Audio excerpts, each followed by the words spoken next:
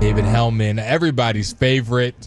I want to say lumberjack. I feel like that's an appropriate word to throw around for David Helman. We'll ask him on the phone on the Dean and Leeson hotline. David, how you doing on this Tuesday evening, just 48 hours away from the draft? I'm good, y'all. I'm good. Thanks for having me on. What's up? So what do we think about the lumberjack? Is that a fair assessment for people who can't see your face right now? I mean, I get that a lot. Okay. I've been told I have good facial hair. I know my way around a flannel shirt. So yeah, I'll take it. It's better than a lot of other things I've been called. Okay, we'll take it. We'll roll with lumberjack. Well, the Cowboys are trying to chop wood right now and carry water into their first-round pick. There's a bunch of names being thrown out: Tech, Golden, Ibuka. Now we're hearing O-lineman hype. We've already heard about the Ginty and Amari and Hampton. The dust is starting to settle, hopefully, as we get closer to the draft. If you right now had to say, I'm putting my money where my mouth is, the Cowboys are drafting this player at 12, the first name out of your mouth would be? Probably Ted McMillan. I mean, I think that's the obvious answer for a reason. I do think he's the number one wide receiver in this class. I think at the end of the day, that's one of the Cowboys' biggest needs, and it's where the need lines up the most with the value. It's one of the 5 premium positions in the game. So, I mean, you get good value on the pick. He's a good player. If you're a Matthew Golden person, I think that is totally applicable as well. If I had to say tonight, I think receiver makes the most sense. But we've talked about it a ton in the lead up to this. I really think the Cowboys are in a good spot, at least, as good a spot as you can ask, because they have so many needs. I mean, that's the byproduct of doing so little in free agency, is you have so many spots on your roster that could stand to be improved. So I feel really confident that I'm going to like the options available to them at 12, whether it's a receiver or whether it's somebody else. I'm not really stressing this the way that I've stressed Cowboys picks in the past. Dave, Fred Davis here. Always a pleasure having you on. I've asked this to every guest we've had on, and now that we're getting that much closer, and of course, I'm not telling you anything you don't already know. Now we're hearing about, teams moving up, taking calls, yada, yada, yada. What team in these first 10 picks, do you think this draft's going to turn on its ear? I think it's just like the Ted McMillan thing is the most obvious one and the cliche one, and maybe it's boring by now, but that doesn't make it less true. I think a lot of this stuff that we're hearing about trading and moving around, I think most of it's BS and teams trying to improve their standing in the draft, because we've been talking for months about how the value in this draft is in its depth and it's lacking in true superstar players, but there's a lot of guys that you feel good about. And at the end of the day, I don't buy that there are that many teams that are willing to do crazy trades for non-quarterbacks, especially in a class where outside of Cam Ward, you can probably count on the quarterback you want falling to you. So not saying it's impossible, but I don't buy this narrative that this is for some reason going to be this crazy draft when we've established that this is not a draft with high-end talent. Now, it might be crazy in the sense that we don't know who these teams are going to pick, but I don't buy that there's going to be this insane amount of movement. So the obvious answer to the question is the New York Giants. We know Tennessee is going to take Cam Ward. We feel pretty good. I guess you can't guarantee it, but we feel pretty good that Cleveland is not going to take Shedeur Sanders. They'll take either Travis Hunter or Abdul Carter, whoever they like more. So that really leaves the Giants there at 3. Do you desperately feel like you need to take quarterback and get Shedeur Sanders on your roster and address that problem right away? Or do you take the other guy that's sitting there for you? And I think that will inform everything that happens after it. Because, again, I talked about this on our podcast last night. If Shedeur Sanders goes to New York and say Abdul Carter is there for the Patriots, well, that's probably a no-brainer pick for the Pats that they never would have seen coming until it happens. They're probably thinking they're going to have to settle for the next best guy after that. But if Shedeur Sanders goes to New York, that creates a domino effect. So that's really the choice that I think informs the rest of the front end of the draft, because I don't know, unless maybe you feel so great about Travis Hunter that it's worth doing something crazy for him, and he is a very unique player. But outside of that, I don't think I buy that teams are going to be trying to get too crazy at the top of the draft. David Helman, NFL on Fox Pod, joining us here on the Fan After Dark. David, when you look at the positions that the Cowboys have invested in the last 2 years, you look at left tackle, you look at defensive tackle. Do you think that is going to impact how they draft this year, going on, hey, even though we may still need a tackle, even though we may still need a defensive tackle, we've already invested this in the first round in previous drafts, so we're not going to take said position and we're going to take something else, whether it be the first, second, or third round, those top 100 picks? Or do you think they're going to be able to thinking, hey, we still need to upgrade this position. I don't care if we drafted in the last year. We're going to go get that tackle. We're going to go get that one tech or whatever it may be.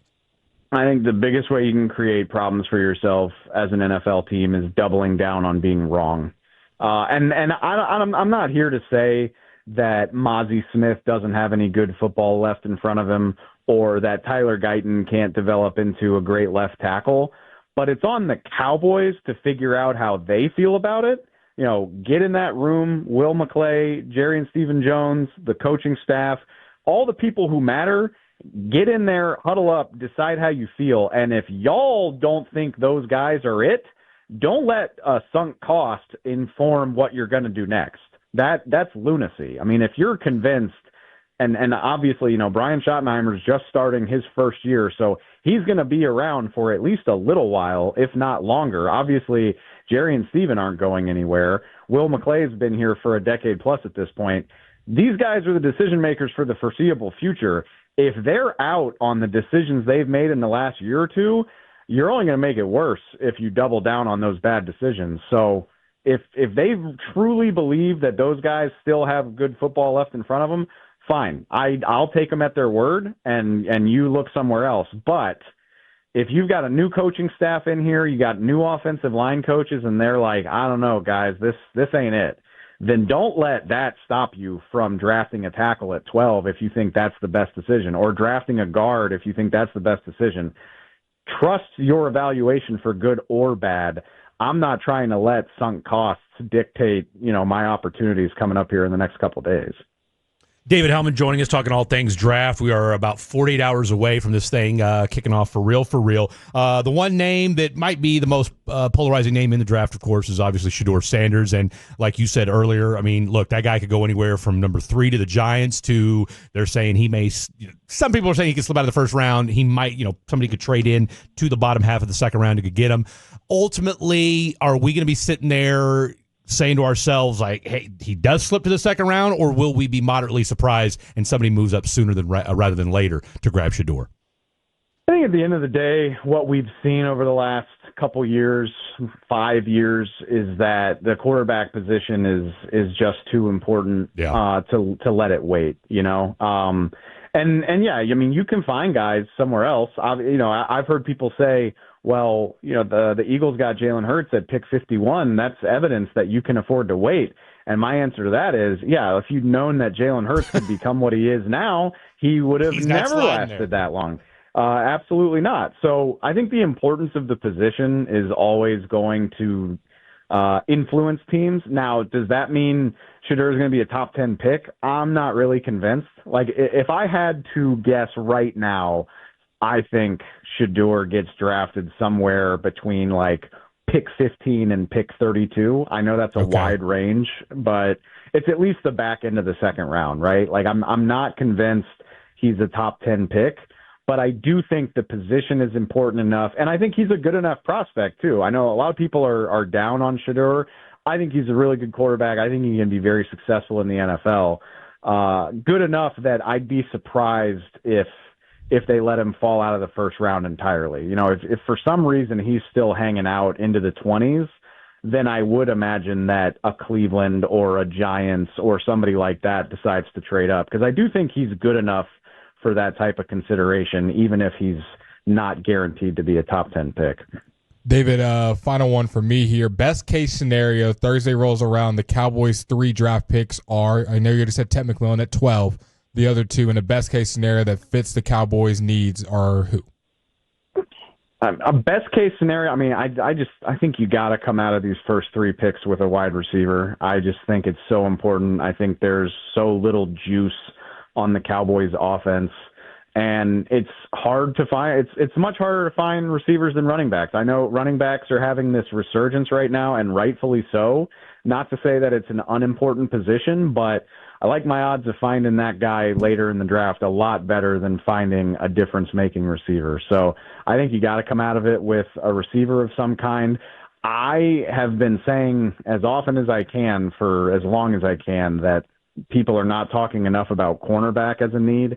I think that's a sneaky possibility for their first-round pick if the receiver options aren't there for them. So receiver, corner, somehow in some order. And then, this is a cop-out, but I think it would really depend on who's available. If a running back that just absolutely kicks ass is there, that's a no-brainer. If one of the Ohio State guys is available on Friday night, I think it would be a lot of fun. But if the value lines up, there's plenty of other ways you could go. I did a mock exercise for FoxSports.com today where just the best possibility was oh my goodness, his name's escaping me right now, but it's the defensive tackle out of Texas A&M, Turner. Shamar Turner. Yeah. Shamar Turner, thank you. And I just think, if you can draft a guy like that with the 76th overall pick, if for some reason he's sitting there at that point in the draft, I think that's a far better value than running back. You have Oso Digizua, but the D-tackle depth behind him and maybe Solomon Thomas isn't all that great. So you get a guy at a really important position, at a really important position for Matt Eberflus's scheme, mind you. If you can get a guy like that at pick 76, I think that is so much more important than a running back. So I think cornerback and receiver are the non-negotiables. And then after that, we're talking defensive tackle, offensive lineman of some kind, running back in whatever order you want, depending on who's available. All right, I'm going to be a little bit inflammatory here real quick, considering everybody's loving up Tyler Warren, and for obvious reason. And, of course, Colson Loveland's rapidly moving up draft boards, allegedly. Are we sold on Jake Ferguson after what we saw last season? And look, if we're looking for playmakers, we keep hearing how you got two dynamic playmakers in Colston Loveland and Tyler Warren. If you took him at 12 or if you move back, would that be kind of a out of nowhere pick for the Cowboys? And where would you rate that? I stand by it. I don't think it's inflammatory at all. I think it's a good way to think about it. Thank you, David. Thank you, sir. Thank you. I really mean this. Like the quarterback is really the only thing they could do at 12 where I would be like, what the hell are they doing? Okay. Everything even else, if Shador slipped. It's just from a financial perspective for me, because you're so tied to Dak at this point that would just be crazy. Yeah, but really, I think every other position should be on the table. And I'm in on Jake Ferguson being on my roster. He's a good player, and I love his mentality. I love what he brings to the team, but he's certainly not in some untouchable spot where if you love one of those two tight ends, it's a no-go. Fair enough. No, that's crazy. And I love both of those guys. I think Loveland is a super underrated player. I know fans would flip if they drafted a Michigan tight end in the first round, but he's a good player who can bring a lot to your offense. I think he would be one of Dak's best friends. I'm going to step out on a limb and say Brian Schottenheimer's probably going to play with a lot of two tight end sets. Yeah, so I think it makes sense on a lot of levels. So no, I don't. That wouldn't bother me at all. I think it would bother a lot of other people, but I'm with you. You and Fred on the boat. Tell you what, how about that? Well, we appreciate you taking time out of your day, David. Any last closing thoughts on where the people can find you on the socials?